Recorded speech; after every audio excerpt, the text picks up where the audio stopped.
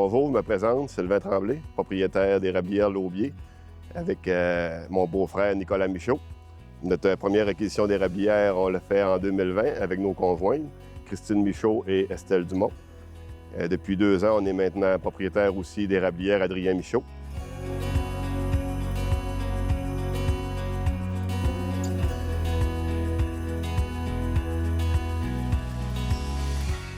Depuis quelques années, on voulait trouver une façon de produire du sirop d'érable pour réduire notre coût énergétique. On a regardé quelques avenues et on a connu Martin Gagnon et Technoforêt Énergie l'automne dernier. Il nous a proposé un évaporateur transformé à la biomasse. C'est quelque chose qui nous rejoignait. On est producteur forestier, on a quand même beaucoup de biomasse qu'on envoie dans les usines. On a décidé de la garder pour nous, la transformer pour alimenter notre évaporateur. De cette façon-là, on peut aller chercher une économie d'environ 80% sur nos coûts énergétiques annuellement, ce qui n'est pas négligeable. L'avantage aussi de la biomasse, on a modifié notre évaporateur qui était à l'huile. On n'a pas eu à faire l'acquisition d'une nouvelle machine. On a juste fait un rétrofit vers la biomasse, ce qui nous permet d'avoir une machine qu'on connaît déjà, qui est facile d'opération. C'est pas une surprise pour nous pour ce côté-là. La biomasse, c'est sûr, il y a eu quelques petits ajustements au début. On a eu un matériel qui était un petit peu trop humide au début. On a fait des tests. On a été avec différentes essences à pain pinette ou bois franc pour réaliser qu'un mélange de tout ce bois-là donne une combustion qui est idéale, donne de la flamme, donne une belle chaleur. Et surtout, le gros avantage de cet évaporateur-là, c'est comme un évaporateur à l'huile. On appuie sur démarrer le matin. L'évaporateur fait sa job toute la journée. Ensuite, on veut arrêter. On paye sur arrêt. Ça arrête comme un évaporateur à l'huile. Même chose.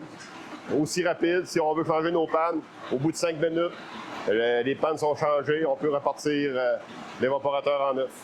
Ici, on peut voir l'automate qui nous aide beaucoup pour opérer l'évaporateur. On a arrêt et en marche. Comme j'expliquais tantôt, on n'a qu'à peser sur en marche. Et l'évaporateur se met en fonction. Si je veux l'arrêter, je pèse sur arrêt. Si jamais j'ai un problème durant la cuisson de mon sirop, que je ne veux pas l'arrêter mais le ralentir, j'ai un bouton rapide pour baisse température. On va baisser à 300 degrés au lieu de 470. On repart l'évaporateur en haute température. On atteint notre 470 demandé. Actuellement, on peut voir la température de cheminée, température de foyer. On a toute l'information qu'on a besoin pour l'opération.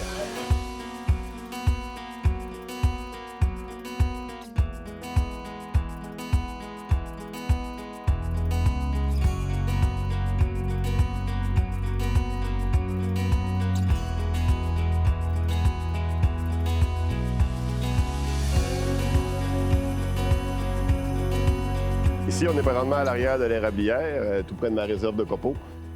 Copeaux, comme vous pouvez voir, un peu de toutes les grosseurs.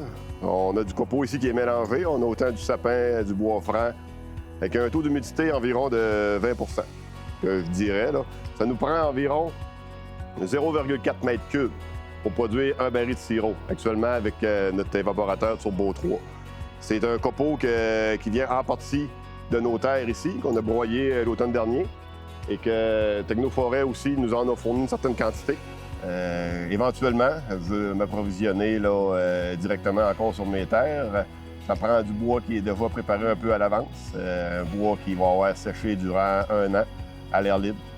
Ensuite, on peut le broyer et l'utiliser pour l'évaporateur. Actuellement, ma réserve de 50 m3 devrait nous donner environ entre 100 et 120 barils de sirop d'érable. 50 m3 équivaut à un demi-voyage de pleine grandeur de camion, ce qui est quand même raisonnable.